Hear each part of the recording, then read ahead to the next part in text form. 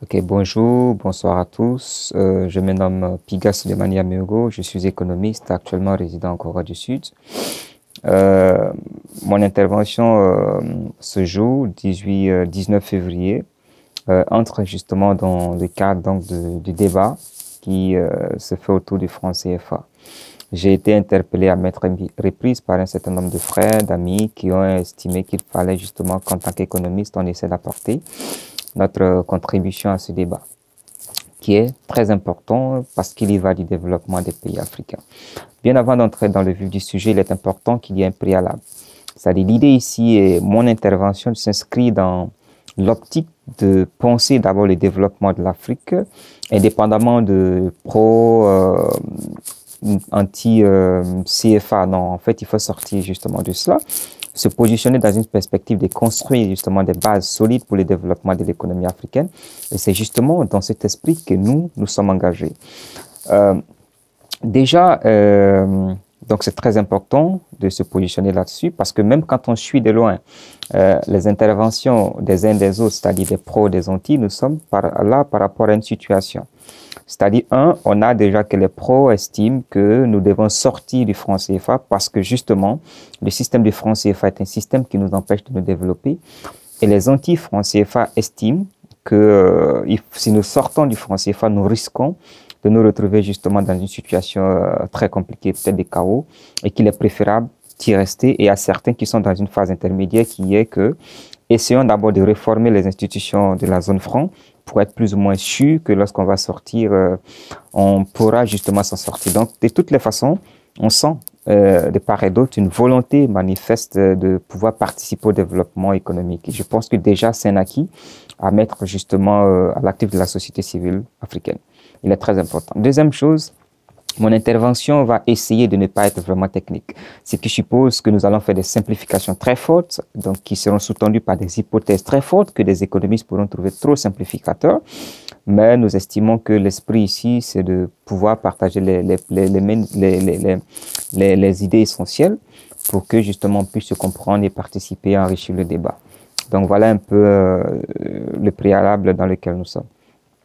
Déjà, pour la question du franc CFA, il est important justement de noter qu'il y a trois aspects dans le fonctionnement d'une monnaie. Il y a l'aspect social, c'est-à-dire que c'est un phénomène social qui implique la population qui doit participer, qui utilise cette monnaie. Elle doit pouvoir se reconnaître, se retrouver dans cette monnaie qui doit pouvoir être son expression. C'est pour cela justement que la plupart du temps, entrer dans une zone monétaire ou pas demande un référendum où la population doit accepter de participer. C'est très important.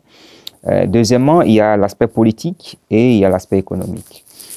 Pour ce qui concerne l'aspect politique de la monnaie ou d'une zone monétaire, déjà, c'est qu'il y a un ensemble de pays qui décident, parce qu'ils échangent beaucoup ou qu'ils ont intérêt à échanger ensemble, de dire que nous avons des monnaies différentes.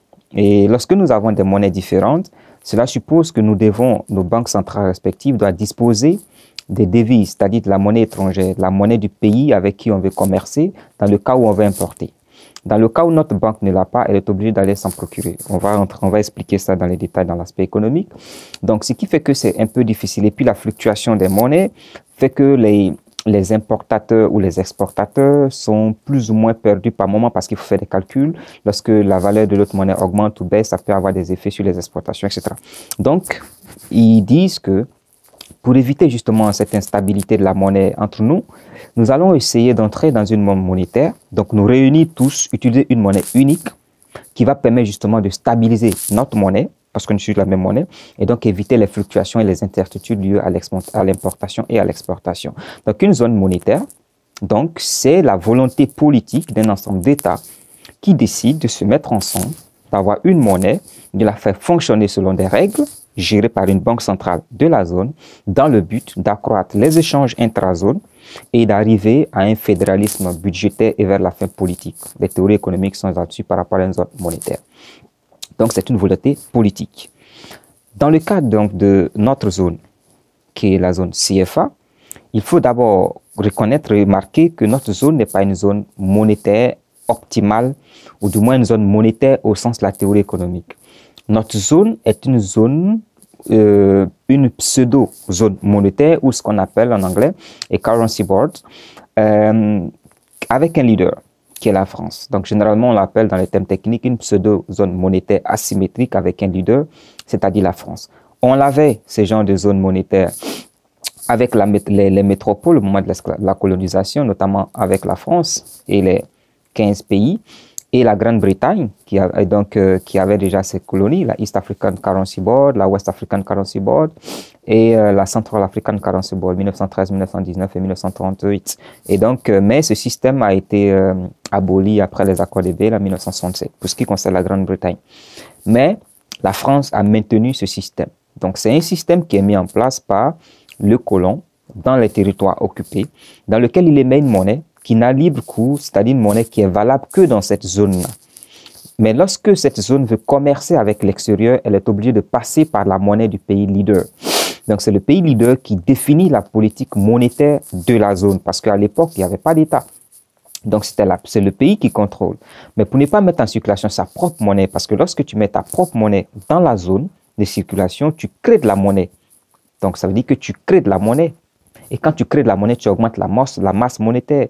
Et donc, le risque de la création de la masse monétaire, qui peut être énorme, si elle n'est pas maîtrisée, peut justement entraîner une inflation. Alors que les pays post-industriels ont pour objectif un maintien et stabiliser le taux d'inflation à des niveaux très bas, généralement autour de 2%.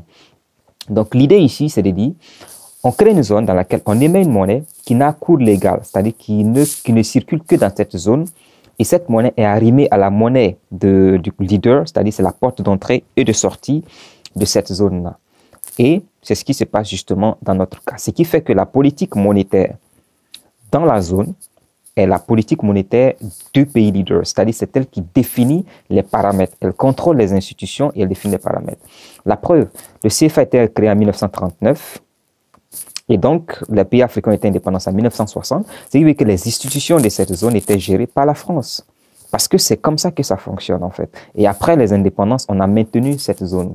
Je renvoie certains à lire le mémoire de Robert Julien, qui était le premier gouverneur de la zone franc, de la BCEAO, qui est un Français qui fait des révélations très intéressantes sur l'état d'esprit des dirigeants africains donc à l'indépendance par rapport justement à la question monétaire. Ce n'est pas leur priorité.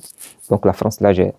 Et elle frappe monnaie, c'est-à-dire elle fabrique la monnaie en France, elle le gère. Donc c'est tout à fait normal dans un système de currency board où il y a un leader qui est généralement la métropole, le pays colonisateur, et il y a les colonisés qui utilisent une monnaie qui n'a cours légal que dans cette zone et qui l'exploitent. Donc ça, c'est très important qu'on comprenne cet aspect politique. C'est pour ça, justement, la France est membre, elle est obligée de gérer.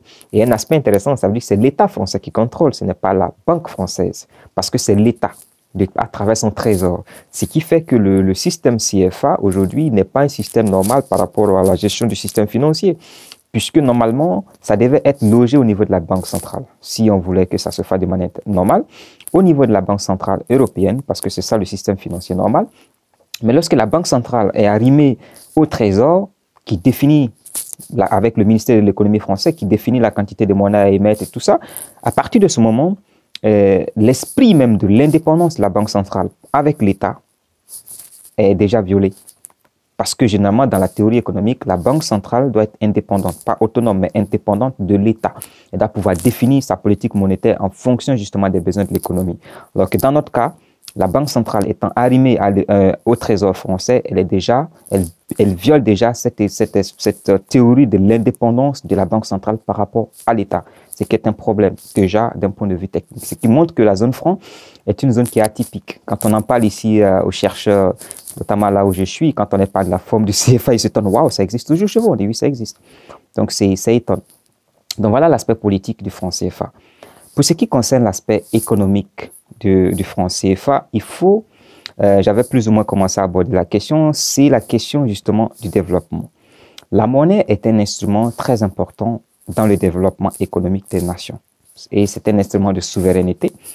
Et c'est pour ça que vous regardez dans toutes nos constitutions, par exemple la constitution du Burkina Faso, à l'article 108, alinéa 2 ou 3, je pense, il est inscrit que le régime de change, donc l'Assemblée nationale définit le régime d'émission de la monnaie.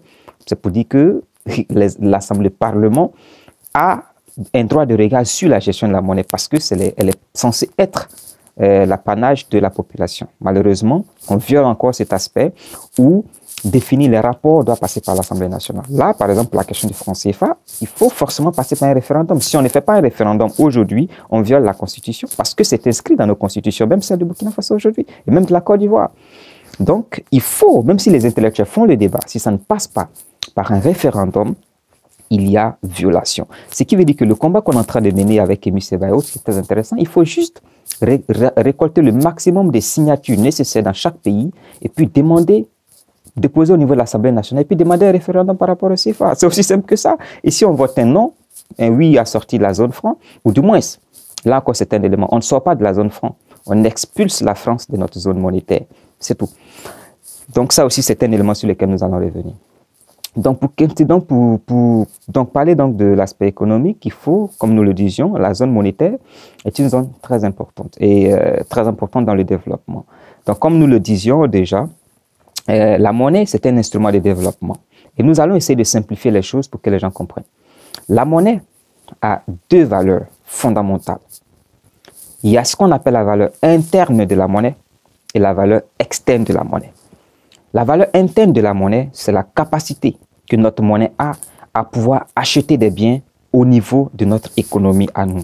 Ça peut être au niveau du Burkina, si c'est le pays seul, ou de la zone UEMOA, ou c'est toute la zone franc, si on utilise tous la même monnaie gérée par une seule banque centrale, où les frais de transfert, etc. n'ont pas. Voilà. Donc on suppose que nous sommes dans une zone monétaire, et donc lorsque notre capacité à acheter des biens, c'est notre pouvoir, le pouvoir de la monnaie interne.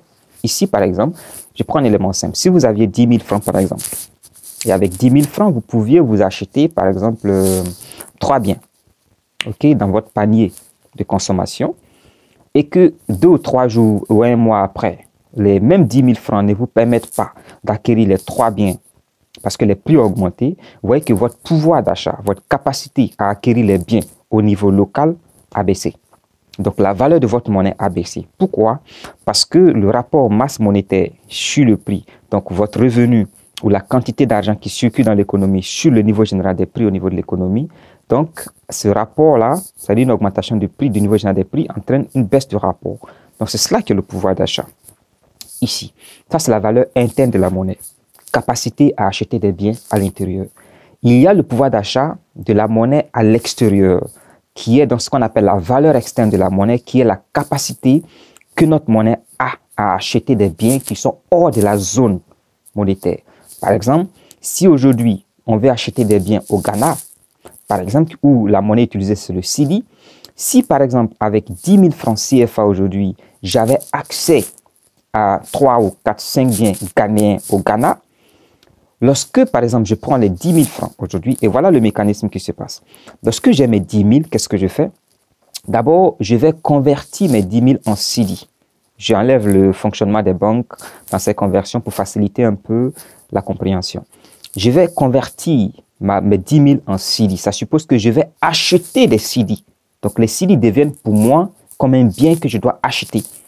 Et ce bien, je vais l'utiliser pour acheter donc le bien que je vais acheter au Ghana. Donc, il y a deux prix qui sont là. Il y a le prix de ma monnaie dans la monnaie étrangère et il y a le prix du bien dans le pays dans lequel je vais acheter.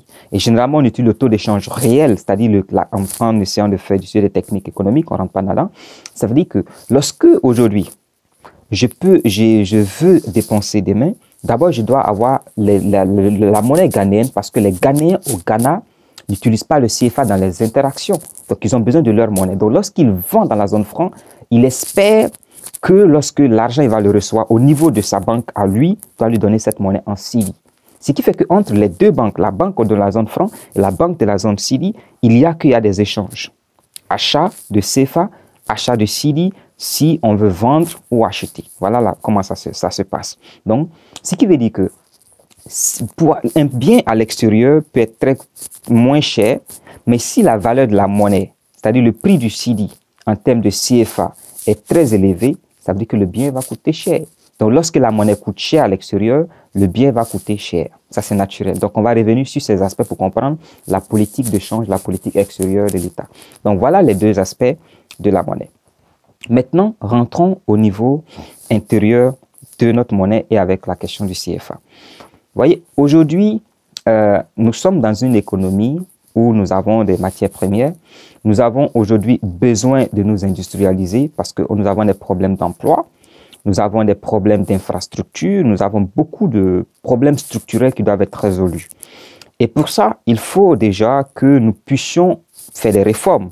Ça, c'est très important. Pour pouvoir gérer une bonne monnaie, il faut des réformes gouvernementales, des réformes au niveau de l'économie. Beaucoup de réformes, ça, c'est de la responsabilité des pays. C'est pour ça qu'il y a des critères de convergence, il y a des éléments de réforme à faire. Nous ne négligeons pas cet aspect, c'est très important. Donc, à l'intérieur, il faut que nous disons, nous voulons accroître la production. Pourquoi il est important d'accroître la production dans des pays pré-industrialisés? Parce que la production, c'est les entreprises qui produisent. Mais les entreprises produisent lorsqu'ils espèrent, ils anticipent une demande. C'est-à-dire, plus vous voulez des biens et plus vous exprimez vos besoins et plus les entreprises sont motivées à produire pour répondre à vos besoins. Donc, premier élément, pour que vous puissiez exprimer des besoins, c'est-à-dire les satisfaire, il faut que vous ayez les moyens de pouvoir acheter ces produits au niveau local. Qu'est-ce qui va se passer? C'est-à-dire que vous allez emprunter. Généralement, le mécanisme, c'est que les agents économiques, les individus, ça peut être des entreprises, ça peut être des consommateurs. On peut aller emprunter cet argent au niveau de la banque, de notre banque locale, ce qu'on appelle des banques de second rang en économie, et on va aller consommer, c'est-à-dire dépenser, acheter des biens intermédiaires pour les entreprises, des biens de consommation finaux pour les agents économiques, les consommateurs, individus des ménages, ainsi de suite. Acheter de l'éducation, etc. Tous ces biens. Donc, pour ça, il faut que l'accès à cet argent coûte moins cher. Donc, ça veut dire que lorsque la banque centrale ou l'économie estime que nous voulons produire plus, nous voulons que les entreprises produisent, il faut qu'on stimule la demande. C'est la théorie keynésienne. Donc, on va baisser les taux d'intérêt, c'est le prix auquel on va emprunter l'argent auprès des banques, on baisse les taux d'intérêt, ce qui fait que l'argent devient moins cher et on va tous aller emprunter et pour demander les biens. Une fois qu'on va demander, donc déjà, qu'est-ce qui va se passer? Il y a une augmentation de la masse monétaire, la quantité de monnaie dans l'économie. Et comme on vous avait dit, les prix, généralement, à court terme, sont rigides. C'est à long terme que les prix essaient de varier. Donc, on suppose que les prix sont constants. Si la quantité d'argent augmente, la masse monétaire, ça veut dire que le pouvoir d'achat augmente dans toute l'économie. C'est-à-dire que la capacité à acheter des biens augmente dans l'économie. C'est-à-dire que la valeur interne de la monnaie augmente. Donc, elle va se manifester par un accroissement de la production. Donc, qu'est-ce qui va se passer? Donc, au niveau de la production, ce qui est intéressant, c'est que les entreprises vont produire pour répondre à cette demande-là. Elles ont besoin de deux facteurs fondamentaux. On enlève la question de la technologie qui peut se retrouver incorporée à l'intérieur si on essaie de penser selon le modèle de croissance endogène. Ici, le travail et les machines. Donc, les entreprises vont pouvoir acheter des machines et puis employer des gens. Et c'est ce volet emploi qui est très important. Tu vois, ça va changer le labor market, le marché du travail. On va augmenter l'emploi. Vous voyez, donc, produire pour répondre à la demande va entraîner un accroissement de l'emploi. On va réduire le chômage dans nos pays parce qu'on a un objectif de création d'emplois de production. Tu vois, stimulé par la demande qui elle-même est liée à l'injection d'argent dans l'économie. Voilà l'élément. Et c'est clair que la demande s'étant plus ou moins accrue, il y aura un moment donné, les prix vont commencer à augmenter. Mais la politique monétaire, avec le système de stop and down, politique de open market, permet justement de réguler le niveau général des prix à travers cette politique-là d'émission de bons des trésors ou de rachat de bons d'émission, des titres, etc. C'est des techniques économiques très compliquées, on n'entre pas là-dedans. Mais la Banque centrale a au jour le jour, elle fait ce travail au niveau de l'économie pour faire un trait réduit pour pouvoir stabiliser les niveaux des prix. Ça, ne nous dites pas qu'on n'a pas les économistes nécessaires pour le faire au niveau de la Banque centrale, ça peut se faire. Donc, voyez ce mécanisme. Accroître la masse monétaire, accroître la production. C'est pour ça qu'on dit toujours que la Banque centrale a deux objectifs qu'elle doit poursuivre, mais ces deux objectifs sont plus ou moins opposés. Il y a la réduction du chômage, donc par la création d'emplois, au prix d'un certain niveau d'inflation, donc une augmentation du niveau général des prix liée à la force demande, comme je l'avais dit, donc, ou maintenir un niveau des prix très bas, au prix d'un chômage très élevé. Donc, il faut faire un choix. Donc, nous qui sommes dans une situation de prêt, nous avons besoin de créer de l'emploi au prix d'un certain niveau d'inflation qui soit soutenu. Et après, quand on arrive dans une société de consommation, on peut travailler à maintenir le niveau de prix très très bas. Ça, c'est des éléments qui se font au fur et à mesure que la structure de l'économie change. Or, voilà la situation dans laquelle nous sommes avec le franc CFA. La France qui est déjà dans l'Union européenne, qui est une société qui est dans la société de consommation. Faites un tour en France, vous voyez comment est-ce que le marketing dans la consommation, mais c'est fou, quoi. C'est vraiment une société d'hyper-consommation. Ils ont dépassé cette situation d'industrialisation, etc., de production, de création d'emplois. Ils sont dans le service. Aujourd'hui, ils sont dans le service et la consommation. Donc, eux, leur économie a besoin déjà, d'un niveau d'inflation qui soit très bas. Donc, or, à chaque fois que nous, la France, nous autorise à créer la monnaie, puisqu'elle décide de garantir notre monnaie, de nous donner le maximum de CFA qu'on veut à chaque fois, et donc à chaque fois les euros qu'on veut pour importer, c'est comme si elle était obligée de fabriquer, puisque c'est comme si l'État français doit acheter, prendre ça dans ses réserves à elle, au niveau de la Banque centrale européenne, etc. Donc, ce qui fait que, en théorie économique, les devises sont de l'argent. C'est ce qu'on appelle la base monétaire pour les techniciens. Mais ça veut dire que lorsque tu donnes des devises à quelqu'un, c'est comme si tu lui donnais de l'argent, puisqu'il a la possibilité d'acheter. Donc, ça entraîne une augmentation de la demande. Et une augmentation de la demande entraîne une inflation. Donc, à chaque fois que la France nous prête, vous voyez, des euros, c'est-à-dire qu'elle a tendance justement à créer de la monnaie, ce qui peut entraîner une inflation au niveau du pays leader. Premier élément. Deuxième élément, la structure de notre société fait que nous avons une classe moyenne qui dépense, qui importe beaucoup en France et dans les autres pays. Donc, conséquence, à chaque fois qu'on si on permet à la Banque centrale de créer assez de monnaie, donc de nous donner beaucoup d'argent, au lieu que la demande finale soit orientée vers la demande, soit une demande qui soit endogène, c'est-à-dire la demande soit des produits domestiques, parce que la théorie, si vous voyez un peu la structure des input-output, parce que la demande, c'est des demandes des biens domestiques, ça aura tendance à accroître la production, la croissance au niveau local. Malheureusement, qu'est-ce qui se fait avec notre classe moyenne? Elle va importer des biens lorsqu'elle a un peu de revenus. Conséquence encore, ça va entraîner une inflation des biens. Donc, et puis entraîner tout ce qu'il y a comme conséquence économique pour la maison mère. Donc, la France dit, pour éviter qu'il y ait cette inflation dans la zone, qui va s'équilibrer avec le pays, la zone, parce qu'en termes de, il y a la théorie de la parité comment on appelle ça, du pouvoir d'achat et la théorie du prix unique, etc. en économie qui montre que si on a un certain niveau d'inflation, à un moment donné, elle va s'ajuster avec le pays avec lequel on a arrimé. Ça, c'est la théorie. C'est vrai que si la France ne nous amène pas à maintenir, elle risque de se retrouver avec une inflation qu'elle va importer de notre zone. Donc, elle est obligée de nous mettre dans une situation où on est obligé d'avoir un niveau d'inflation très bas pour ne pas que ça se répercute dans son économie. Conséquence, la France nous dit que la quantité d'argent qu'on doit mettre dans l'économie doit être très minime. Donc, c'est pour ça qu'elle va contracter la masse monétaire parce qu'elle ne veut pas que les prix augmentent. Conséquence, nos économies n'ont pas assez d'argent pour stimuler la demande, pour amener les banques à produire. Donc, nous sommes dans une zone où il n'y a pas suffisamment d'argent qui est mis à la disposition des entreprises, des individus, pour qu'on puisse emprunter. Le taux moyen d'emprunt d'argent dans la zone franc était de 14% en moyenne. Si je me souviens bien, autour de 2008 et 2010, ce qui est dans la zone UEMOA, ce qui est très énorme. Alors qu'il y a des travaux qui ont été faits, vous allez sur le site de la Banque centrale, qui montrent que nos banques sont surliquides. C'est-à-dire qu'il y a assez d'argent, il y a suffisamment d'argent qui sont au-delà des réserves autorisées par la Banque centrale. Mais pourquoi ne le mettre pas à la disposition? Ce sont des questions qu'il faudra creuser. La réponse, mais ce n'est pas le but du débat ici.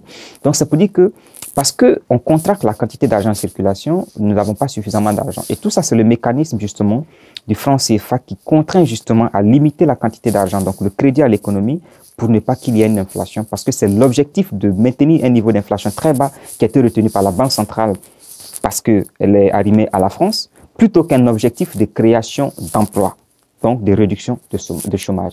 Ça, c'est un élément qui est très important, qu'il faut retenir à ce niveau.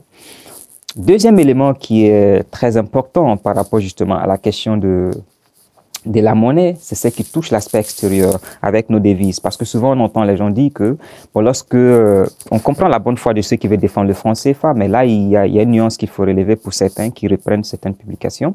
C'est qu'ils disent souvent que lorsque on exporte notre argent, par exemple, qu'on a 1 million de francs CFA, 50% reste en France et puis 50% revient, le paysan est appauvri. Non, ce n'est pas ainsi. Lorsque les agents économiques dans la zone franc CFA exportent le café, le cacao, etc., lorsque ils exportent, ils reçoivent dans la zone la contrepartie totale de leur argent. C'est-à-dire, si c'était 1 million d'euros, il va recevoir les 1 million d'euros multiplié par 655 francs et ça lui faisait 655 millions de francs CFA qu'il aura, tranquille. La question, ça, c'est dans la valeur interne de la monnaie. Il reçoit exactement le montant. Ce n'est pas au niveau des individus, c'est au niveau de l'État. C'est-à-dire que les devises, la monnaie étrangère, c'est pour la banque centrale d'un pays à faciliter les importations. Retenons cela. On garde la devise, c'est-à-dire en dollars ou en euros ou en yens ou en won, pour pouvoir importer. C'est tout. C'est lorsque, par exemple, je vais acheter des véhicules en Corée du Sud ou au Japon ou aux États-Unis, étant donné que les agents économiques là-bas, les producteurs n'utilisent pas le CFA ou l'euro, je suis obligé d'avoir leur monnaie et acheter leurs biens avec leur monnaie. Donc, il faut que ma banque centrale puisse disposer de suffisamment de devises pour pouvoir importer.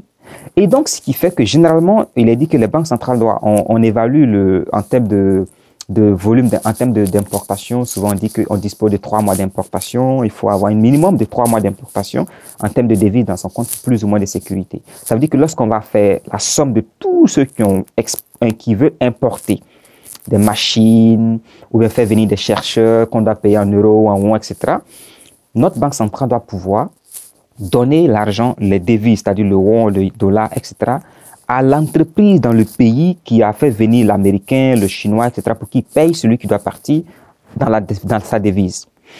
Et donc, ici, la question c'est de dire, est-ce que nous aurons suffisamment de devises dans nos comptes? Parce que si tu n'en as pas dans ta banque, il faut aller l'emprunter sur le marché international.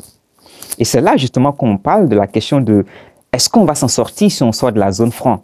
La question, c'est à ce niveau-là. Est-ce qu'on pourra avoir les devises nécessaires pour importer quand on en aura besoin et pour payer toutes ces prestations en devises, c'est-à-dire dans la monnaie des autres pays?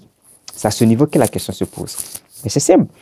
Pour avoir les devises dans nos comptes, il faut d'abord regarder ce que nous avons dit, la valeur interne de la monnaie. Une économie qui fonctionne bien, qu'est-ce qui va se passer? La production intérieure va s'accroître et elle va satisfaire les besoins locaux.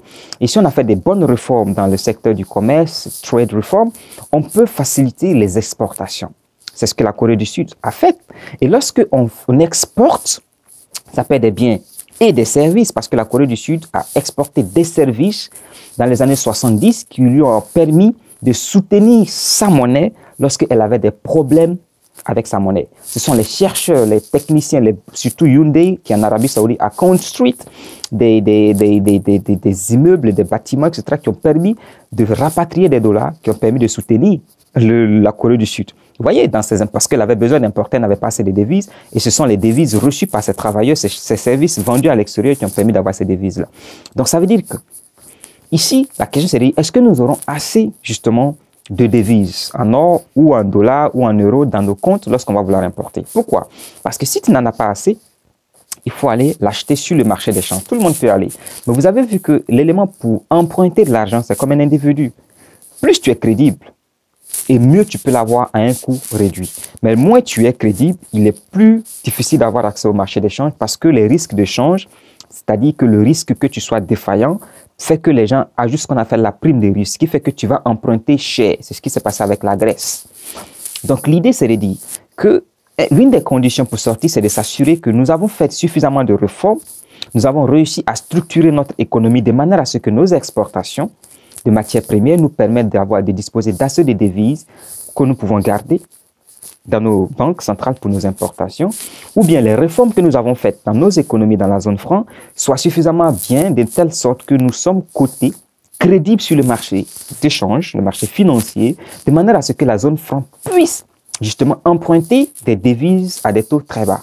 Et à ce niveau, c'est ça l'objectif d'une zone monétaire, c'est de faire en sorte que cette zone soit plus stable, qu'elle accroisse les échanges intra-zones, qu'elle permette à ces zones de dégager des croissances en harmonisant à travers les critères de convergence, et ce qui lui permet justement d'asseoir une certaine crédibilité vis-à-vis du reste du monde. Et c'était ça le but, justement, de l'euro, la zone euro. Et en plus de ça, elle permet à cette zone d'être plus en plus indépendante, plus forte, parce qu'elle en ce moment, elle peut compter au niveau de World Trade Organization, ou bien au niveau de la Banque mondiale, etc., etc. Donc, c'est-à-dire que le rapport entre la zone monétaire et le monde extérieur devient plus serein, on peut avoir accès au marché financier à moindre coût parce que justement mieux organisé, mieux structuré, on est plus crédible vis-à-vis du reste du monde. Voilà un peu l'un des enjeux, les avantages. Ce qui veut dire que assumer cette indépendance nous oblige, nous, d'abord, à faire des réformes au niveau de nos États, à sortir de ces dictatures qui plombent nos États et à responsabiliser la population qui va s'engager. Pourquoi? Lorsqu'en 1997, il y a la crise financière qui a frappé l'Asie, les Coréens ont, pour défendre leur monnaie, parce que c'est un élément national, ont pris l'or qu'ils avaient, l'or des bagues de mariage, les colliers en or, etc., qu'ils sont allés spontanément donner à leur banque centrale, la Bank of Korea, qui a fondu à avoir les plaques qu'elle a utilisées justement pour défendre sa monnaie. Ça, c'est esprit patriotique. C'est pour dire que si nous sortons de la zone franc avec cet esprit pro-contre, on va se retrouver dans une situation où on sera divisé, créer un chaos et une instabilité au niveau de la zone franc qui va faire que les conséquences qui vont en découler, on va dire oui, c'est vous parce que vous avez dit on n'a qu'à sortir, et puis on va dire non, c'est vous parce que quand on est sorti, vous n'avez pas soutenu, vous avez travaillé à faire en sorte qu'on regrette le fait d'être sorti. Non, c'est pour dire que ça développe un esprit de patriotisme où le destin des États dans la zone est liés, où on se dit on a intérêt à nous en sortir ensemble, à commercer ensemble, à avoir des politiques agricoles, industrielles, sociales, communes, parce que nous devons réussir ce défi de l'indépendance économique et politique ensemble. Voilà un peu l'un des éléments. Et quand vous regardez dans les différentes étapes d'une zone politique, d'une zone monétaire optimale, on passe par plusieurs étapes, où l'un des éléments, les deux derniers qui nous intéressent, c'est qu'il y a le fédéralisme budgétaire vers la fin, et puis il y a le fédéralisme politique au sens de Keynes. Ça peut dire que la finalité de cela, c'est d'arriver à un fédéralisme politique. Et c'est ce que nous demandons en tant que panafricains, c'est de se retrouver dans cette situation où tout devient facile à gérer parce qu'on a des critères de convergence bien respectés par chacun d'entre eux, et on peut contrôler la discipline au niveau des membres. Donc, voilà cet élément qui est très important. Dans notre cas, on nous dit que non, la France va garantir notre franc CFA par rapport à cela. Non, en fait, nous pouvons garantir cela parce que nous avons les matières premières. Et déjà, il est dit que d'ici en 2020 et 2030, la demande d'or va augmenter, passer après si j'ai une bonne mémoire, 70 000 tonnes par an.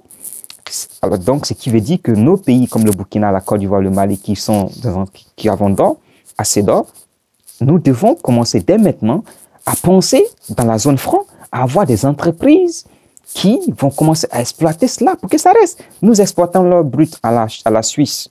Le franc suisse est une monnaie forte. Pourquoi? Parce qu'elle a l'or. Le premier pays importateur de l'or du Burkina Faso, c'est la Suisse. Elle importe l'or et elle fait les transactions. Elle les vend et les rachète en fonction de l'évolution de l'or. Parce qu'elle utilise. Mais regardez aujourd'hui, quand vous regardez dans nos pays, c'est l'Afrique du Sud, c'est la Suisse. Ce sont ces pays qui ont les principales entreprises d'exploitation d'or également dans nos pays. Il faut également qu'on songe à cela, à avoir des entreprises d'extraction minière africaines qui vont pouvoir nous permettre d'avoir notre or à nous, que nous pouvons utiliser pour le faire. Mais si nous devons envoyer des entreprises extérieures qui vont l'exploiter, le partir et que nous allons vendre à des prix qui ne nous arrangent pas, ça pose problème. Donc ça, c'est un élément très important sur lequel j'ai voulu insister. Et un autre aspect, parce que je vois que le temps évolue, pour être un peu plus court, c'est que déjà, il y a un aspect intéressant, c'est la question justement de... que dit, j'essaie de le simplifier dans un français un peu moins lourd. D'abord, c'est la question de l'éducation